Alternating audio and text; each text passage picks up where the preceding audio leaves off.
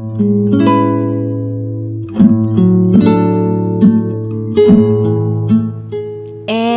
now, it's time for DJ Rocky's Secret Files.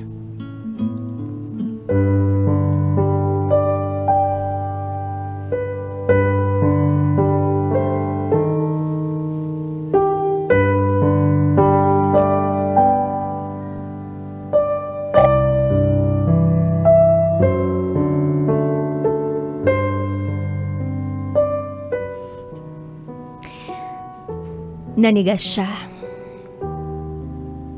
At tumulo na lang basta ang laway niya.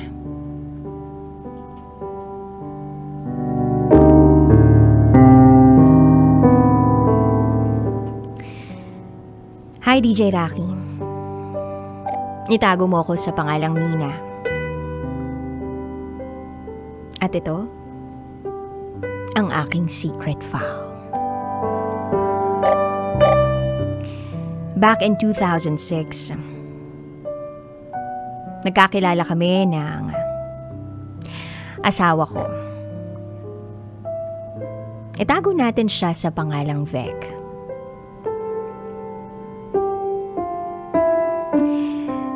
Nung una,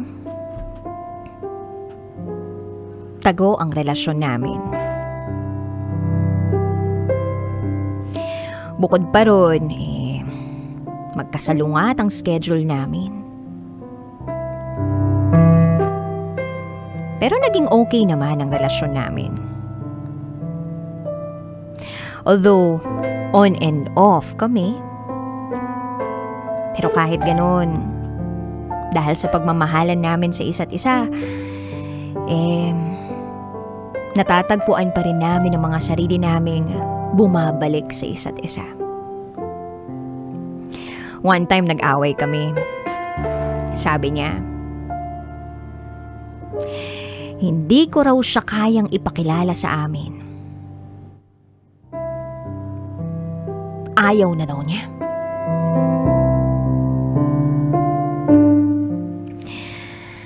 Kaya ang ginawa ko that time, pinadiretso ko yung sinasakyan namin sa bahay namin. At nang makita niya ang ibang direksyon namin, sabi niya, "Oh, bakit dito tayo dumadaan?" Tapos sabi ko, "Ako bahala." So pagdating sa bahay namin, pinakilala ko siya sa pamilya ko. Yun naman pala, may alam na yung pamilya ko. Kasi gabi-gabi, may naririnig silang kausap ko sa phone. Hinihintay lang daw nila na ipakilala ko. So fast forward. Lumipas ang 2 taon. Nabuntis ako sa panganay namin. College pa kami that time. Takot ako noon, hindi ko alam kung paano ko sasabihin. May mga problema rin kami kasing pinagdaraanan noon. Kaya nga nung nalaman na ng pamilya ko na buntis ako, inilayo nila ako kay Vec. Inuwi nila ako sa ate ko sa Pasig. Pero nagulat na lang ako nang sumunod siya sa akin sa Pasig.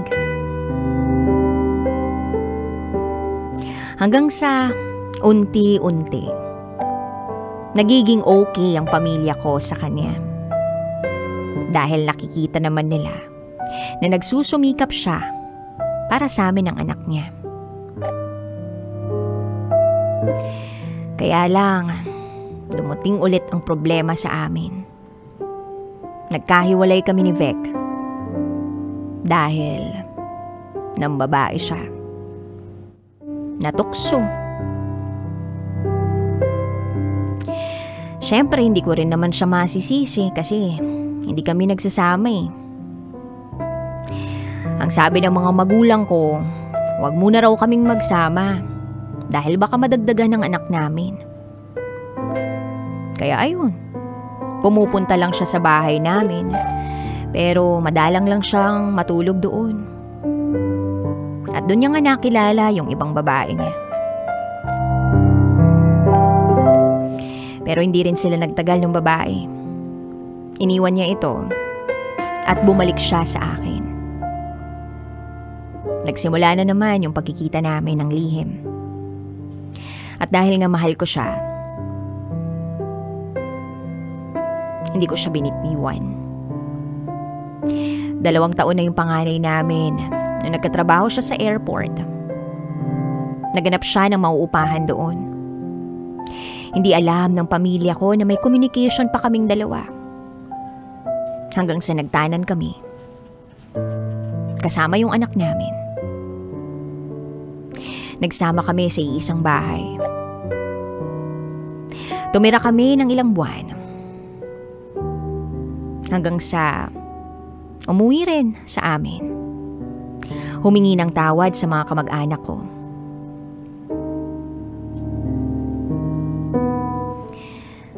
Then, 2013, nabuntis uli ako. Masayang-masaya siya. Dahil babae yung anak namin. At gustong-gusto na rin niyang masundan yung panganay namin. At dahil doon, mas lalo siyang nagsumikap. Pinag-aral niya rin ako. Kasi sabi niya, gusto niya raw na matupad ko ang pangarap kong makapagtapos ng pag-aaral.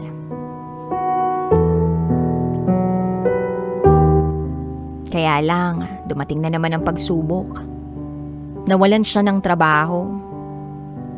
Pero gumawa pa rin siya ng paraan para matustusan ang mga pangangailangan namin. Nag-sidecar siya uli at nag-duty bilang tanod sa barangay namin. Kaya lang, napasama siya sa mga taong lihis ang landas sa buhay. Nalaman ko na lang na gumagamit na siya ng ipinagbabawal na gamot. 2 buwan din siyang nagamit. Nung una hindi ko talaga alam. Hanggang sa napapansin kong parang wala na siya halos kinikita sa mga diskarte niya. At grabe ang pagpayat niya.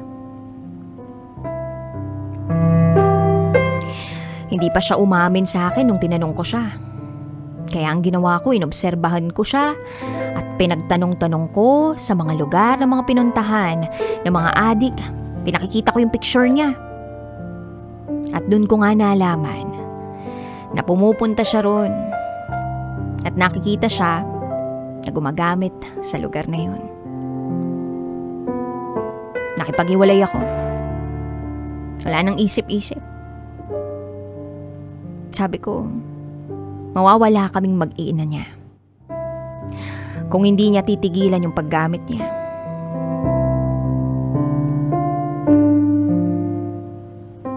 Hanggang sa nakita ko na nagsusumikap siya na magbagong buhay. Lumipas pa ang panahon, nagtrabaho siya sa Pasig. Sa isang gasolinahan. At nakikita ko naman na mahal niya kami. Alam ko, dama ko, na mahal niya kami.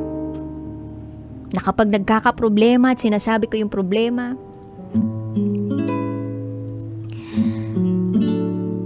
talagang sinusolusyonan niya. Hindi niya hinahayaan na sumama palalo ang loob ko sa kanya. Hanggang sa nabuntis ako ulit sa pangatlo naming anak. At doon, tuloy-tuloy na ang kanyang pagbabago. Hindi na siya sumasama doon sa mga taong alam kong nalihis ng landas. And he made sure na secured ako sa kanya. Naging matured siya. Naging responsableng ama. Nakaipon kami.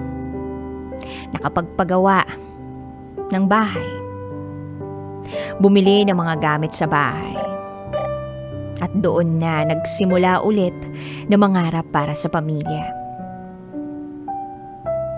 Anniversary namin nga. Hindi ko makakalimutan yun. Niregaluhan ko siya ng speaker. Ang saya-saya niya nun. Kasi minsan lang talaga kami magbigay ng regalo sa isa't isa. Iningatan niya yung speaker na ibinigay ko sa kanya. At siya naman sa akin, binigyan ako ng bulaklak. Bihira lang siyang maging ganun sa akin.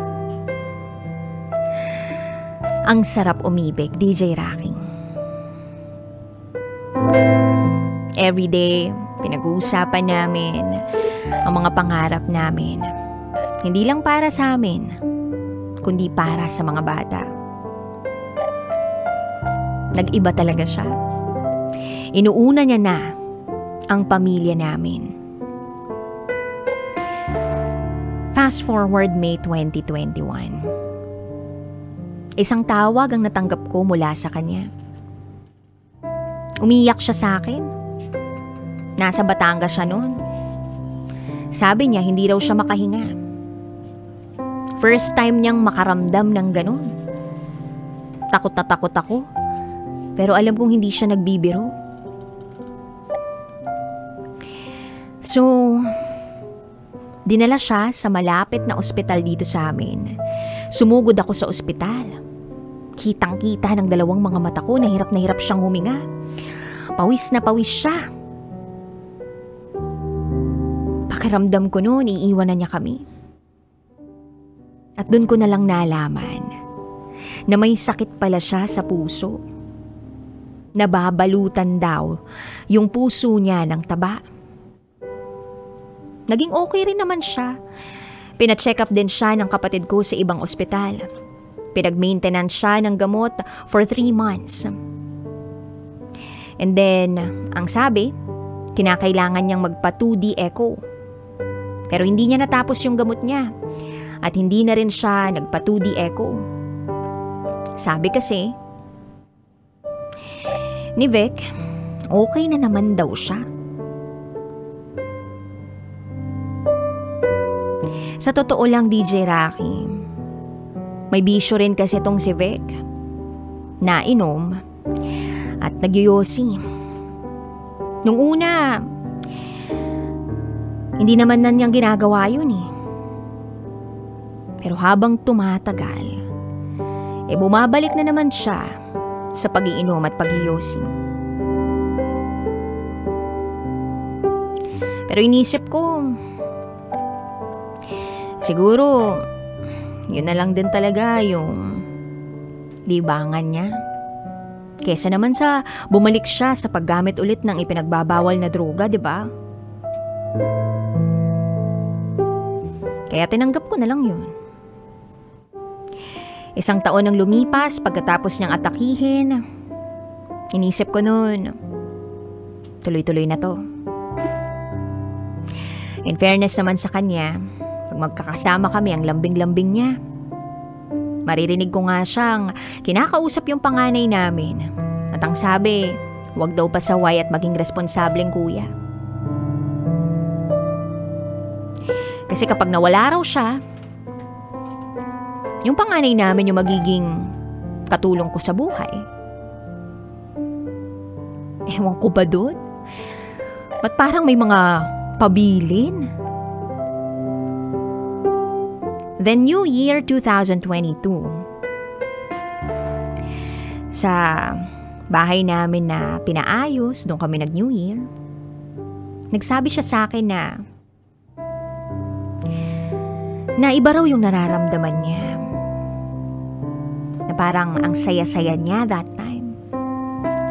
Napaisip ako that time, bakit parang iba yung pinagsasabi nito? Although lagi ko siyang pinagsasabihan tungkol sa kalusugan niya. Pero, ayun, nakikinig naman siya. Wala namang nangyayaring iba. Hanggang sa isang araw, naglaro siya ng basketball. Kasama yung panganay namin, bigla na lang siyang nahilo at natulala. Tinawagan ako ng anak namin. Sabi niya, "Nanay, uwi ka, si daddy nahihilo." Nagalit pa ako ng una. Sabi ko sa sarili ko, tigas kasi ng ulo eh. Sabi na huwag maglaro eh. Akala ko normal lang nahilo. Pagdating ko sa kanto ng street namin, nakita kong nagkakagulo na yung mga tao. Kinabahan na ako. Nakita ko siya nakaupo, nakatulala. Naninigas yung half body niya, tumutulo ang laway. Hindi na siya makausap. Hanggang sa sinakay namin siya sa tricycle para dalhin sa ospital. At habang nasa tricycle kami, naninigas siya at tumutulo yung laway niya. Wala namang ginawa sa kanya yung ospital, ECG lab lang. Pero inexplain ko sa kanilang lahat kung anong nangyari. At ang sabi, stroke daw yun. Pero wala man lang binigay na gamot. Inabot kami ng madaling araw. At dun na lang sinabi sa amin na need ng CT scan. Pero wala silang ganun. So bakit pinaabot pa kami ng 3:00 ng madaling araw? Kung yun naman pala yung kailangan. Pinapirma nila yung mother-in-law ko na ilalabas sa ospital. Grabe. Sinakay namin ang asawa ko sa tricycle. Awang-awa ko sa kanya. Hanggang sa nagpasya na lang kaming iuwi na lang. Iuwi na lang siya.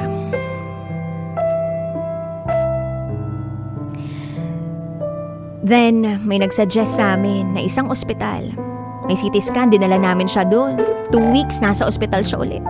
Naging okay naman, hanggang sa inatake ulit siya ng stroke. Yan ang sabi, need na daw tubuhan. Kasi yung heartbeat niya bumabagal na at hirap na siya talagang huminga. Until June 23, yung araw na sobrang sakit para sa aming lahat. 8 beses siyang nirevive ng mga doktor. Pinipilit ng mga doktor na buhayin pa siya dahil sobrang bata niya pa. Kaya lang hindi na talaga niya kinaya eh. Hindi na bumabalik yung tibok ng puso niya. 2 weeks na hindi ko siya nakasama dahil bawal ang dalawa sa loob ng ICU. Sobrang higpit ng ospital. Alam niyo kung saan ko na lang siya nakita ng harap-harapan at naihakap. Nung nasa morgue na siya, walang patid na iyak ang ginawa ko. At wala akong ibang ginawa kundi yakapin at halikan siya. Parang gumuho ang mundo ko. Dahil sa loob ng 16 years na ang daming pagsubok na dumaan sa amin, kamatayan lang pala ang magpaghihiwalay sa amin. Yung pangarap namin pang ikakasal kami, hindi na nangyari. Daddy, kung nasan ka man ngayon, alam kong masaya ka na sa piling ni Lord. Alam kong hindi mo kami gustong iwan ng mga anak mo. At alam kong lumaban ka para sa amin. Pero hindi mo na talaga kinaya eh. Pero huwag kang mag-alala, hindi kita ipagpapalit. At lahat ng pangarap natin, tutuparin ko para sa'yo at para sa mga bata. Gabayan mo kami ah. Walang araw na hindi kita iniisip at hindi ako nangungulila sa'yo. Thank you for everything. I miss you so much. And I love you. Hanggang dito na lang po, DJ Rocky. Muli, ako si Mina. At ito, ang aking secret file.